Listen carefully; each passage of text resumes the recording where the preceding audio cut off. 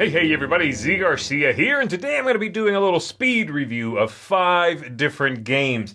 These are games I'm grouping together either because I didn't want to do a full video on them or it's been talked about elsewhere. Basically, it didn't need to sink the whole time it takes to do a solo review for one of these into these games. None of them are particularly highly rated, that's part of it. And there was just not a lot of interest there to do, like I said, those standalone reviews. So here we go. We are going to talk about 5 games today, and I'm going to go from the one I rate the lowest to the one I rate the highest. Let's try to end positive here. So we're going to start with GoDice. This is an electronic thing that comes with some dice in here. It's basically this, really. That whole package is really just this. There are 5 dice. Well, okay, that happens. It has 5 dice in here. This is a charger. It charges these dice because they're electronic, and then you download an app and you play a game with these dice where you roll them and it reads what faces came up. Pretty cute little technology. You recharge the dice on this bottom part by holding it up to it. The tech is pretty neat. The games that you have in the app are very bad, very old, very much run-of-the-mill type games. So there's backgammon in there, and a Yahtzee one that they can't quite call that, so they approximate it phonetically. There's a version of Shut the Box, rolling dice. It's all... And then there's a couple of games in there that I'm not familiar with that I assume are original to this, packaging, to this game. And they are also very random, pretty bad, just not a lot of fun there. The tech is interesting here. I think the tech works pretty well in this little package. But if you have the tech and don't have a fun game to go with it, it's just not going to be not something I can recommend. It's not something that I can utilize even outside of that, unless I guess you could reverse engineer or hack this stuff. So the games simply aren't there. Though this part is cool, this is going to get a 3 out of 10 from me. Next up, I'm talking about Psycho Killer. Psycho Killer here is a 2 to 6 player game. It says 15 to 25 minutes to play. It is a take that game through and through. It kind of feels like Exploding Kittens meets pick any other take that game, actually. You're going to be drawing cards, playing cards. You have weapons. Every now and then you draw a killer, and you have to deal with that killer. Players will try to have weapons in front of them to eliminate those killers. It's super by the numbers, except for the theme. I think the theme is pretty good. They have a couple of neat winks in here to popular horror movies or horror franchises. But the different card types that come in here, there's a bunch of stuff. And then the symbology on the cards, like eject, stop, rewind, play, fast forward. There's a bunch of stuff going on for what basically is a you got blasted away, or you got destroyed because take that. The game is, I assume, for people who are big fans of horror movies and not really gamers. This is maybe something they'll be interested in, and it does have, again, the VCR tape cover here. The whole thing is nicely produced. Cards are a little on the thin side, but they are good quality cards for the most part. I did not think the game was fun, though. You have to be a massive fan of Take That games, and just Take That, to enjoy this one. I would certainly recommend Exploding Kittens over this, because at least that one's cleaner. It's a simpler game to deal with. So this is going to get another, this is going to get a 4 out of 10 from me. It's got some qualities that are decent, but generally I don't recommend it. Next up, we're taking a look at a little card game here from, this is from Helvetique, I believe, is these? Yeah, Helvetique. And this is called Bandido. And this is a little card game, cooperative game, in which you are laying down cards, trying to build paths in order to trap a Bandido. The cards are going to have paths on them, like so, and then you line these up, and you are trying to shut down these paths. At the end of the game, if you can shut down enough of these paths so that the person cannot escape, then you all win together. If you cannot do that, then the Bandido escapes. It's actually a really difficult game if you don't win early, because almost every path you shut down, you create at least one more, maybe even two, and the math just sort of spirals out of control. It's not a particularly fun game. I wouldn't say this is a recommend from me. It's a nice little box, and that's neat, but there are definitely better games, and this one just feels so lucky. The strategy doesn't really come to the front there. It's very by the numbers. This idea of the tile laying sort of gameplay is cool in concept. The play of it isn't that fun. Again, like I said, if you can shut things down very early in the game, you can win in the first 5 minutes, or you need to play out the whole thing and run everybody's hand out, and then you still lose anyway because there's paths all over the place. Didn't really like it.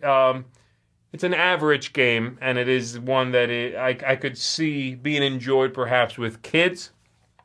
But I think there are better options, maybe not at this size, that you can throw into a pocket or a wallet maybe, or a purse maybe, but, pretty average little thing. So this is going to get a 5 out of 10 from me. Didn't hate it, but I just found it sort of like not memorable. Simply not something I will be honestly remembering in a while. Next up, I'm looking at Patios. Patios here is from a company called Atomo. And this is, I believe, a Spanish company. This one is an interesting game because it's a celebration of this event, this Patios event where they have the Patio Festival in Córdoba, and it is a tile laying kind of game. In it, you are going to have a well in front of you. You are going to be drafting and taking and finding flowers, arranging them around that well. You are going to have improvements that water those plants and flip them over. There's also a lineup of characters that you are going to be utilizing to take more cards, to draft improvements, to do all sorts of things. There is, buried in here, under a bunch of extra rules and extra finicky stuff, a pretty neat game. It's just hard to get to. I think this is overwrought. I think there's too much stuff that gets in the way. The game also it keeps getting in its own way, unfortunately. I really wanted to like this one.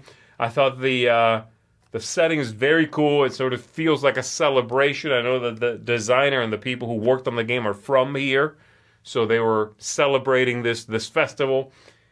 This game could have been a little simpler, could have been more streamlined, and I think would have been a much better game than all the stuff that's getting thrown in there. The geometry, if you remove these flowers, then you need to regroup these things, and now you flip this over, but you flip that one there, and there's too much. It unfortunately forgot that it needed to be about the celebration of the festival, and not about convoluted, kind of obtuse mechanisms.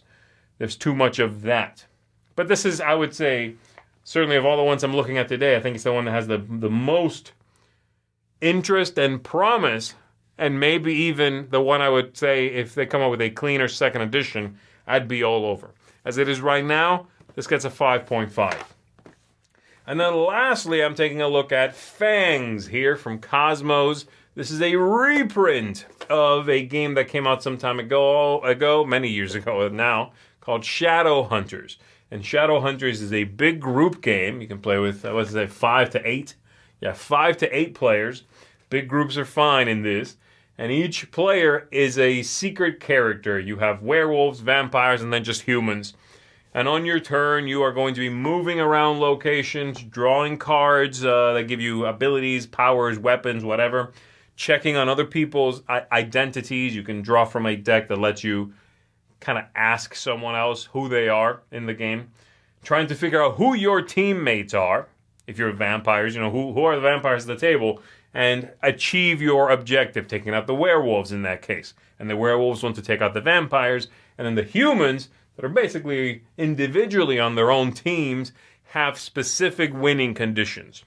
I think the reprint here, this edition, has a very strange, Twilight CW look to it that I find really distracting. I do not like the look of this game whatsoever. The one thing that they did that I think was a good call and could be seen as a positive is the fact that the box is now a lot smaller than the original Shadowhunters. The original Shadowhunters kind of came in a pandemic-sized box back when it first was printed in English.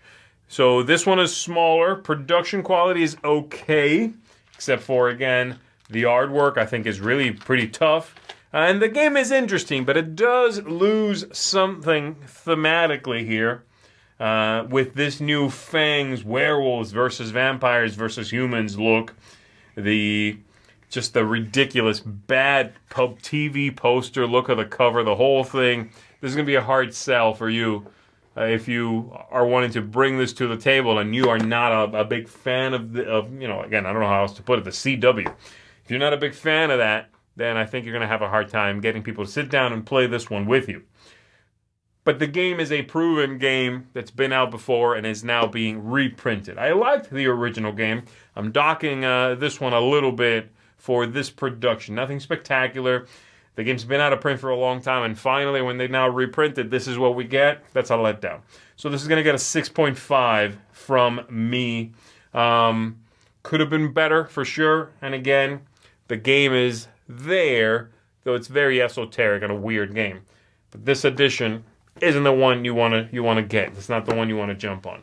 So there you go, everybody. That's 5 games.